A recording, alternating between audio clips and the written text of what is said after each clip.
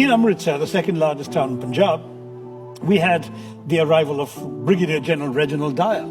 And he got there and he proclaimed that people couldn't gather in groups of more than 5 and so on and so forth.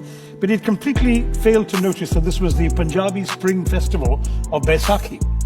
And in a walled garden called Jallianwala Bagh, a large number of men, women and children had gathered to commemorate the festival, completely unarmed.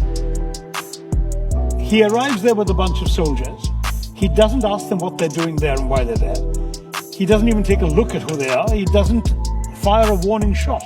He just orders his soldiers to shoot into the bodies of the unarmed, wailing, soon stampeding men, women and children. And as they try to flee this garden, this walled garden, there's only one gate, one exit. And he stations his soldiers right there, as he himself explains later, because that makes these people easier targets. 1,650 rounds were fired, and he boasted proudly not one bullet was wasted. The British admitted to 379 killed and the rest injured. The Indians claimed the figures are much higher. Whatever the truth was, it was a horrendous massacre. At the end of it, he bars the gate shut and doesn't allow even the relatives of the dead, the dying and the wounded to tend to their dear ones. They are forced to lie for 24 hours in the hot April sun. Many of whom die because of that.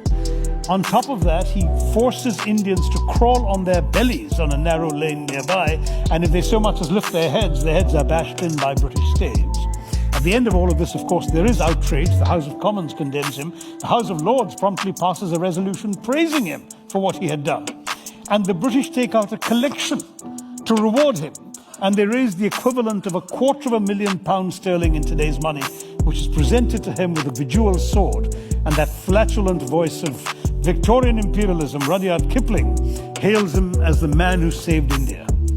Now that entire package, the betrayal at the beginning, the cruelty of the massacre, the racism and indifference to Indian suffering that followed, the justification and reward, you take the whole thing together, and to me it makes it the single most fitting act that is worthy of an apology.